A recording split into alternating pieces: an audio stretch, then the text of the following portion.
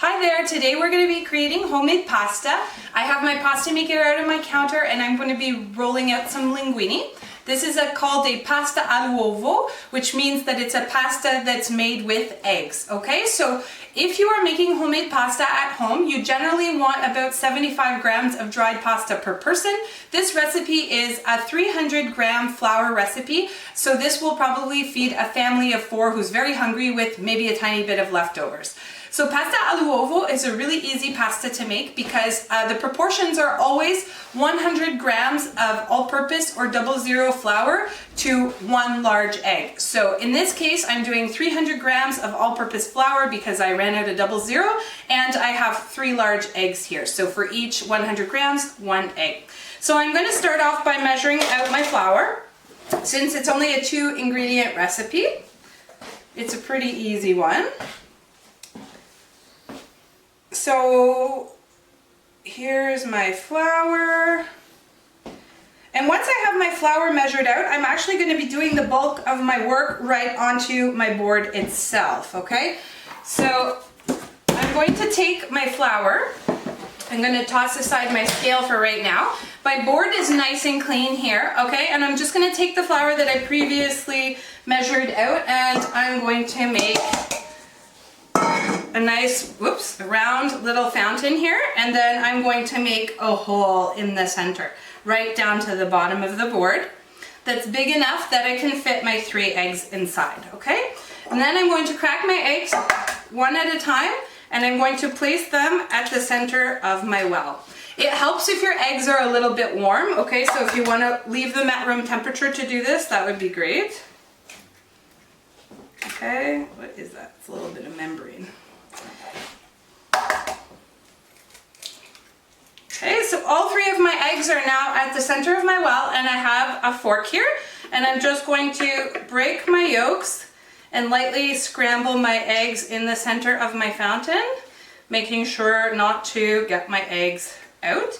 And then I'm going to start to incorporate some of my flour into my beaten eggs. So I'm going to take this and I'm going to start flipping my eggs in, and I'm going to work it around, and my goal is to get all of my flour mixed in. Now, this is a pretty messy process, and one of my favorite shows is Pasta Grannies.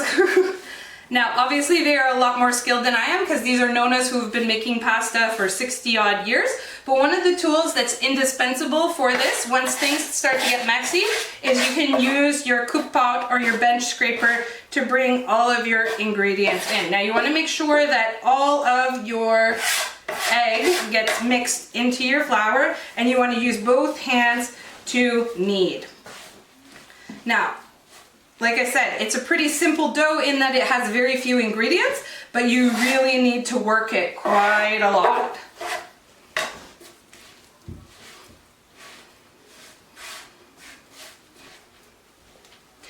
You want this dough to be pretty malleable, so when you've noticed that most of your egg has absorbed in, I'm just gonna do this.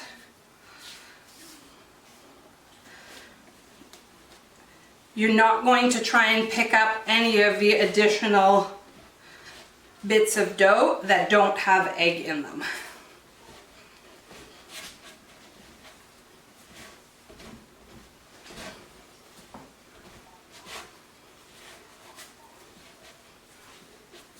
Now you're going to knead this probably for about 10 minutes total, and then this dough needs to rest before we roll it out in our pasta maker. So it needs to rest for 30 minutes at room temperature.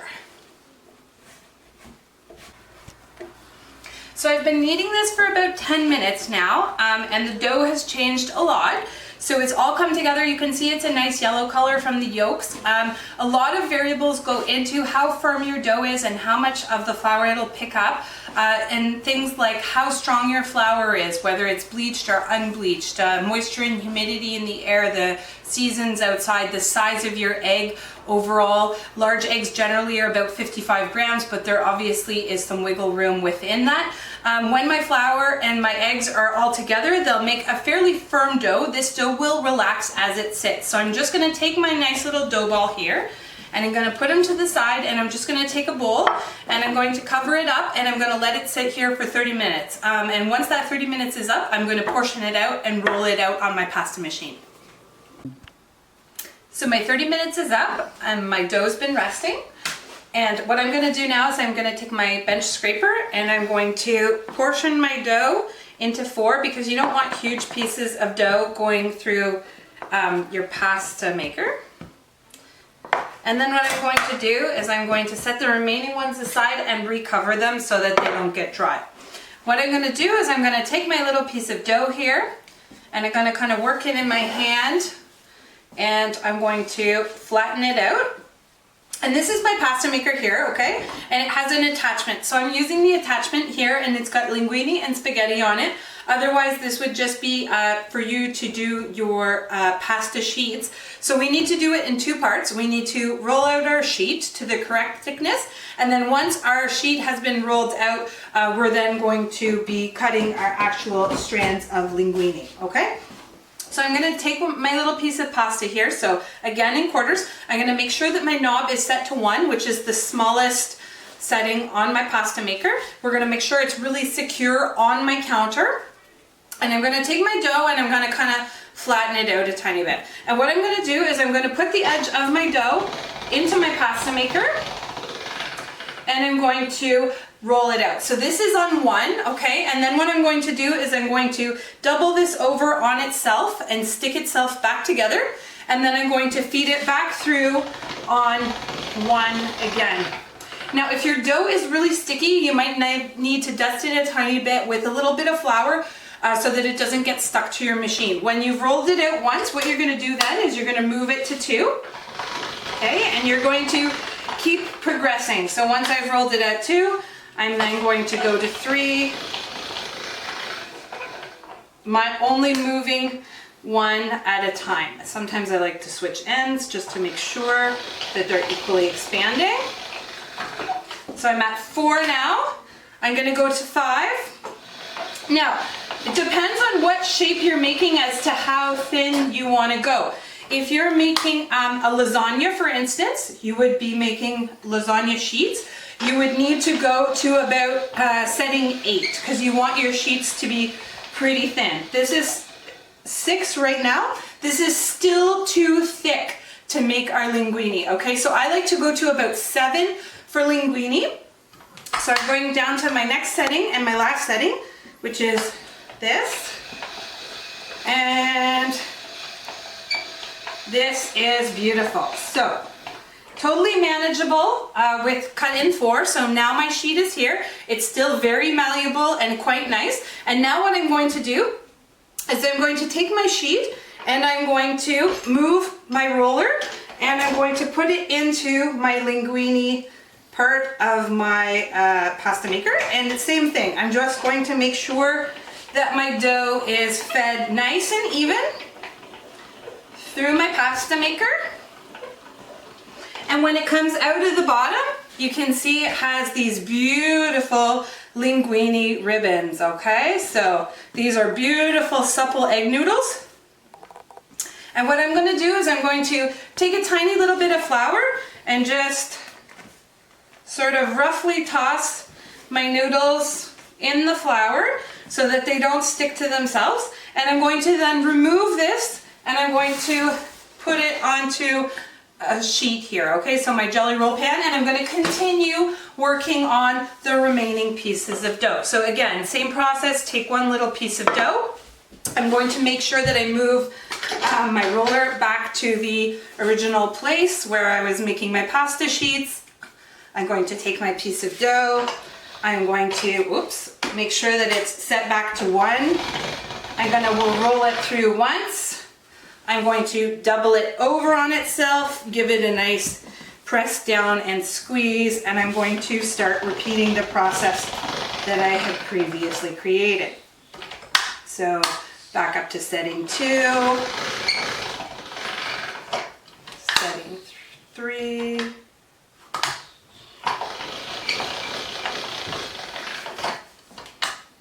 4. Now there's all different types of pasta makers. You can get electric ones that will actually attach to the front of your KitchenAid. And each different pasta maker will make different shapes or different size strands. This one really only makes sheets, linguine and spaghetti. You can then use your sheets to make endless different shapes. Like you can make ravioli, you can make tortellini, you can make any type of filled pasta really.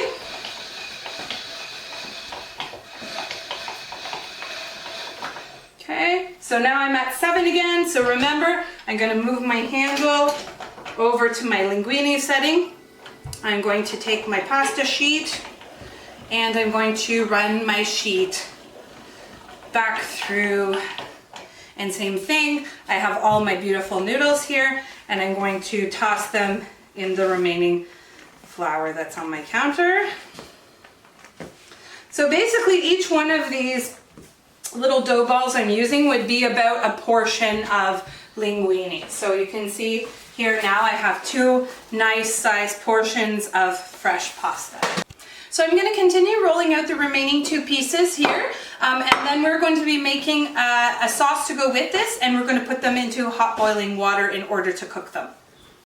So I'm getting ready to make my sauce for my delicious pasta, and I have a little helper in the kitchen today. This is my daughter Thea. So we're going to get started by adding some olive oil into our pan, which has already been preheated, and I also have another pot on the stove with salted water that's going to be for my pasta a little later on. So I'm going to put this, and I'm going to start with my asparagus here. And I have pre-cut asparagus, which is about 1 inch long, and I'm going to put some water on top to create some steam. And I just want to cook these until slightly tender because they are going to come out of the pan and then go back in. I'm going to turn that up to medium-high. So the olive oil just helps it to give a nice layered flavor. So I have here on my board, I'll talk while that cooks, I have some peeled shrimp here, which I've already thawed. I have some fresh garlic. I have some minced onion. I have some tomato puree. I have some 15% cooking cream. And then I have more olive oil, obviously, my salt and pepper. And then I have leftover Parmesan to season it. I also have a tiny little bit of garlic and melted butter here, which I used to make some buns earlier. So I'm going to repurpose that. So I'm just going to make sure that we start cooking this well. Thea, do you want to help mix with Mama? No. Here, we'll do it together. No, but it's Okay. And I have a bowl set aside here where I'm going to be putting my ingredients as they're cooked. So maybe only 2 minutes on your asparagus. It only takes about 3 minutes total. So we're going to scoot her back over. I'm going to move my bowl into the edge of the counter here so that I can take off my asparagus. I'm going to turn that down a tiny bit, and then I'm going to move my asparagus into the bowl. And I'm going to now turn it back up again, and I'm going to add my olive oil. And then I'm also actually going to add at this point the leftover little bit of my unsalted butter and then I'm going to immediately put my shrimp on top. And this is going to give delicious, garlicky, buttery flavor to my shrimp. I'm going to get rid of that bowl. And you just want to cook your shrimp until they're lightly pink, because these are going to be going back in our sauce after we make it. So they will kind of cook a little bit again. You want to make sure your shrimp are fully thawed when they go in the pan. Otherwise, they're not all going to cook at the same rate. So these are looking great. Oui, tu vas aider dans un moment, okay? Okay, so as soon as my shrimp start to curl, I'm going to make some space with my asparagus. And I'm going to take these off the heat and add them in and set them aside. So my pan is now empty again. So I'm going to add some more olive oil. A nice generous drizzle. And my pan is pretty hot right now, but I need to turn it down because I don't want my garlic to burn. So I'm going to start by adding my onions. And I'm going to want to cook these until they're quite soft because there's not a lot that's in this sauce. And Thea, do you want to give Mama the garlic to put into the... Thank you. And we're gonna scrape our garlic in, and you're gonna help, are we gonna help stir together? Okay, so we're gonna stir together. Just making sure that our garlic is not really touching the bottom of the pan so that it burns. Okay, so we're just gonna let that sit for a minute and cook. We wanna make sure we scrape down the sides. You'll notice that I've chosen a nice deep pan, okay, because we're going to be doing all of our cooking in the same pan, and we don't want a big mess on our stove top. So I'm just going to put my bowls aside here. So this is going to be a rosé sauce, and it's very tasty, and little kids like it because it's kind of slightly sweet. So I just want to cook my onions until they're getting a little bit translucent. That's already happening because they're pretty small pieces. Maybe 3 to 4 minutes total. At this point I can actually go ahead and season a tiny bit. Okay, and same thing, a little bit of pepper. It's good to layer our seasonings. My son's saying it smells good from the other room. But apparently our little helper has had enough and has run away. Okay, so my onions are pretty well soft, so I'm now going to take my puree and I'm going to scrape out all my tomato puree. And I'm going to cook this a little bit with my onions to give good flavor. This is a pretty fresh sauce. It's very minimal cooking. You can make this ahead of time and then throw in whatever you want. At home you could use like prosciutto, you could use bacon, you could use little mushrooms, a little bit of sausage, whatever you have kind of kicking around in your refrigerator. Okay, so my sauce is looking pretty nice. I'm just gonna bring that up to a simmer. And as soon as it starts to bubble, I'm going to add my cooking cream. I'm gonna season it a tiny bit more. And I'm going to add back in my asparagus and my shrimp.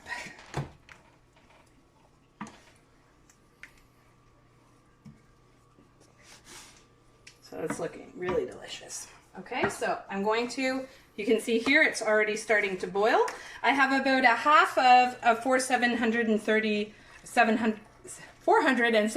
milliliter cream, and I'm going to start by adding a quart or half of what's left, just until I get a good color so it's nice and rosé-ish. And I'm going to add, like I said, more seasoning to my sauce. I'm going to turn this down now or I'm going to be wearing it.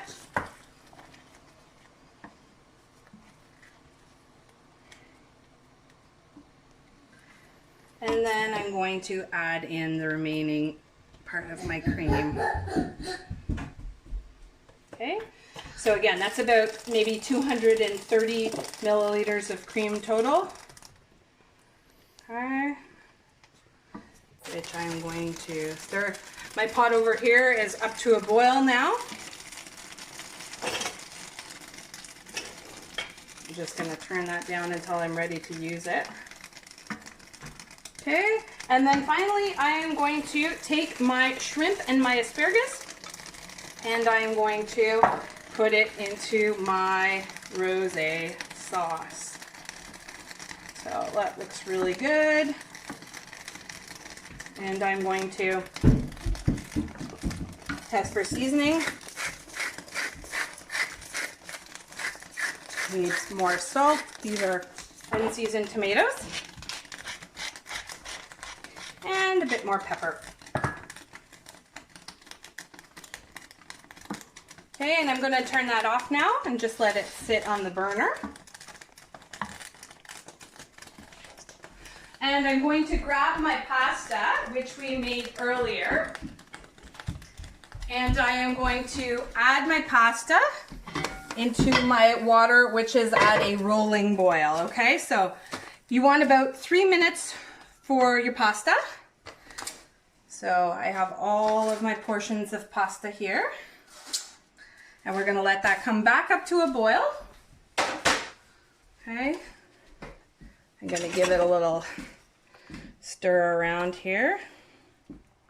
You want lots of water for your pasta to go in. There's nothing worse than pasta that gets all clumpy or sticky. Okay. And I'm gonna set a timer here just for 3 minutes, okay? Linguine only needs about 3 minutes total.